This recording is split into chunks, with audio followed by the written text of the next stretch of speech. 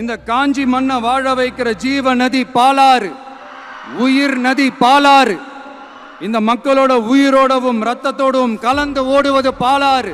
அந்த பாலாறை இன்னைக்கு பெரியார் பெயரையும் அண்ணா பெயரையும் சும்மா பேருக்கு வச்சுக்கிட்டு ஆட்சி நடத்துறவங்க என்ன பண்றாங்க தெரியும்ல? சுரண்டிட்டாங்க, கொள்ளையடிச்சிட்டாங்க, நாசம் பண்ணிட்டாங்க, மோசம் பண்ணிட்டாங்கன்னு இன்னும் என்ன வேணாலும் சொல்லலாம். ஆக மொத்தம் அழிச்சிட்டாங்க. இதை நான் ஏதோ போற போக்கில் ஏதோ அடிச்சு விடலங்க, ஆதாரத்தோட தான் சொல்றேன். அனுமதிக்கப்பட்ட அந்த லெவலை தாண்டி 22,70,000 யூனிட் மணலை கொள்ளை அடிச்சிருக்கிறாங்க. ஸோ ஆக மொத்தம் இதில் அவங்க அடிச்ச கொள்ளை எவ்வளவு தெரியுமா? ரொம்பலாம் இல்லை, கம்மி தான்.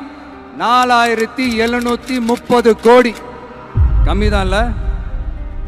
இதுக்கெல்லாம் அவங்க ஆதாரம்லாம் கேட்க முடியாது. ஏன்னா இந்த ஆதாரம்லாம் ஆல்ரெடி கோர்ட்ல இருக்குது, அமலாக்கத்துறை டிபார்ட்மெண்ட்ல இருக்குது.